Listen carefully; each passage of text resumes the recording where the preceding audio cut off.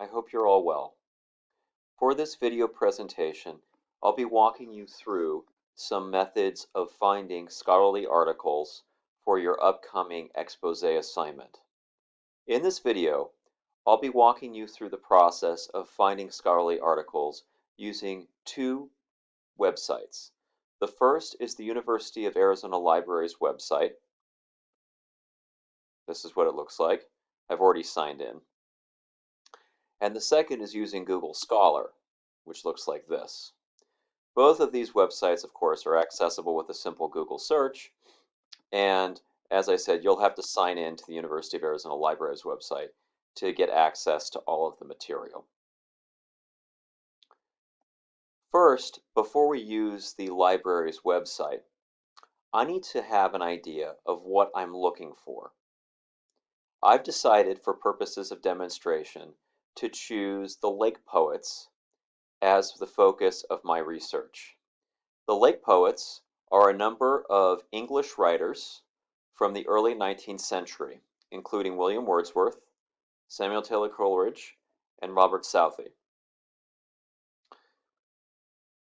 I have chosen as my preferred creativity poetry. And so now that I have a sense of what I'm researching, I want to make sure that I have some connection to the chapters of Geography of Genius that we've already read. As my term taken from Geography of Genius, I've decided that walking is a very useful concept because all of these writers were actively walking through the Lake District of northern England as they were writing some of their most accomplished poetry. As you can see, on page 22 of Geography of Genius, I have found the relevant material. Eric Weiner cites a study published in the Journal of Experimental Psychology, which connects walking with divergent thinking.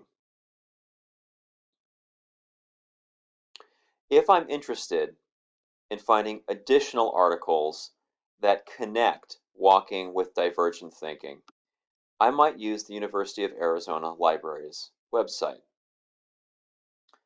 As I recommended in class, you'll always want to use the advanced search feature with the library's website. This allows you more control in terms of communicating with the bots to bring back relevant information. I'm going to use walking as my first term. And then here on the left, you can see a drop-down menu which contains the Boolean operators we discussed in class. Remember that and not narrow your search, whereas or will broaden the search. For my second piece of information, I'm going to go ahead and put in divergent thinking. And then I am going to search.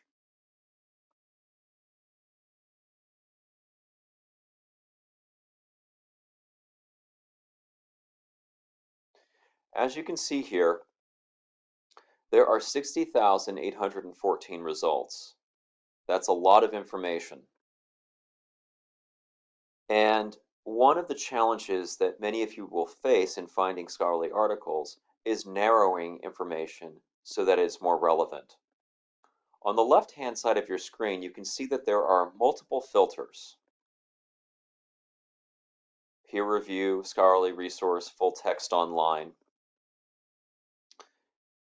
You can also see different types of material, publication date, as well as breakdowns by subject. These are all useful filters depending on what you are trying to find. Because I am looking for scholarly articles, it's probably best for me to actually filter so that only peer-reviewed or scholarly resources show up in this search. I'll click this box and then apply these filters.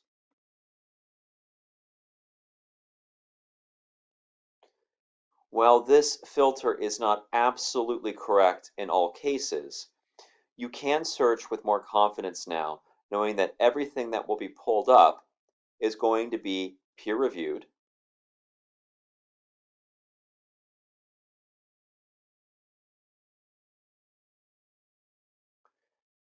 As you can see by the title of these articles, this information was written by experts for an audience of experts. The impact of bodily states on divergent thinking, evidence for a control depletion account. I have no idea what a control depletion account is, and in order to actually learn more about what that might mean, I'd actually have to open up this article, and if the article contained an abstract or summary, I'd want to look there for some kind of information. I can, of course, always Google control depletion account and see what comes up, but just be aware that research entails quite a bit of effort just to make sure you have an understanding of what these experts are talking about.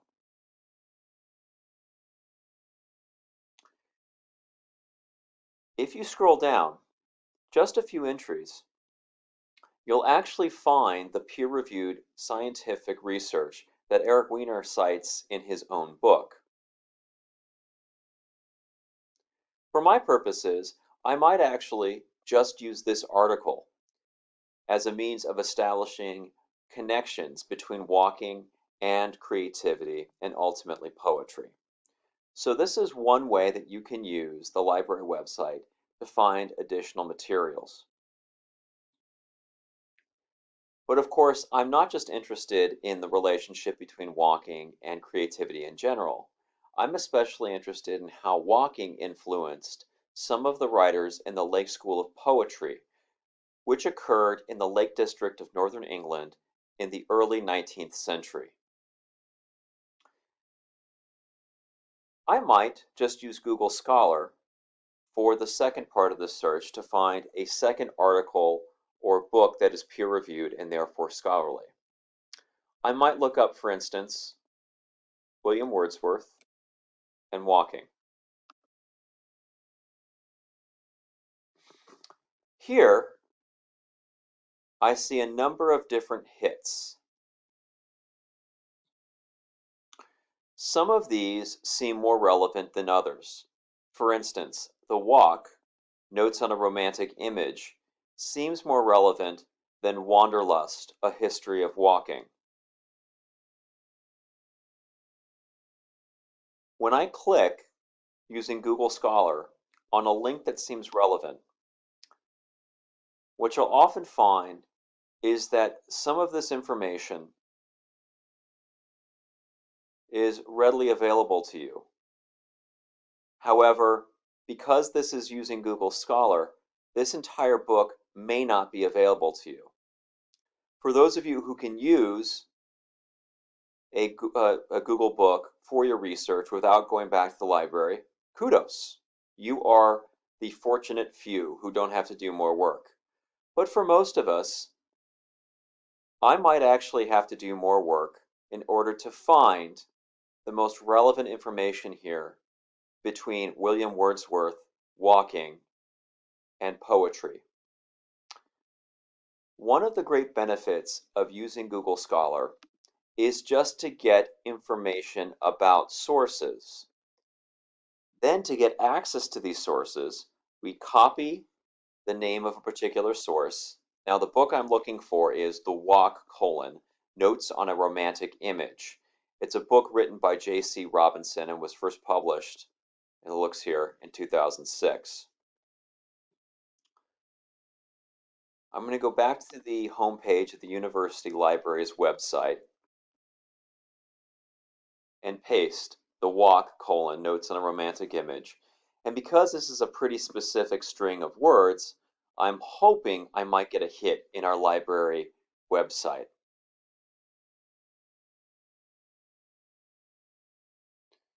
Now this is interesting.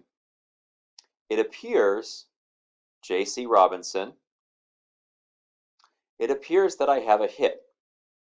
Now because so many of us are working remotely during this frightening time, we are especially interested in online books. Because I've signed in, I'm going to go ahead and click on this book, which seems to be available online.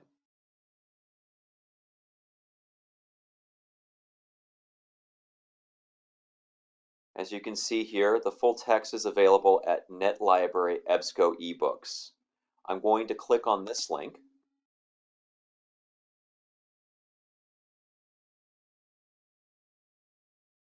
Wait for a moment.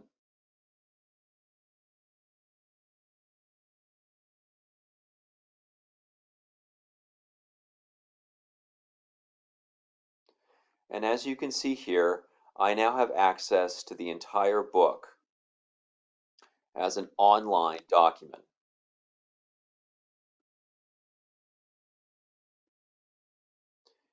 In many of these books, the editors have very conveniently organized these different sections. And sometimes you can even search within these books for particular authors or materials. There are 82 entries when I look up Wordsworth, which will help me find relevant peer-reviewed information even faster.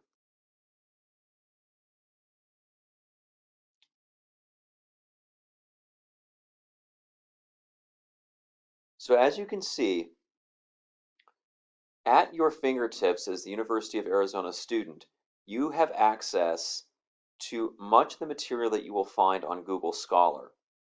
And you have different approaches for finding peer-reviewed articles. Again, you can use the university library's advanced search and train the spider to find exactly what you need. And of course, you remember those Boolean operators we discussed in class. You can also use Google Scholar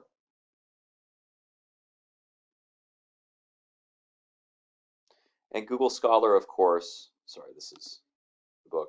Google Scholar uses a very similar sorting mechanism that regular Google searches use.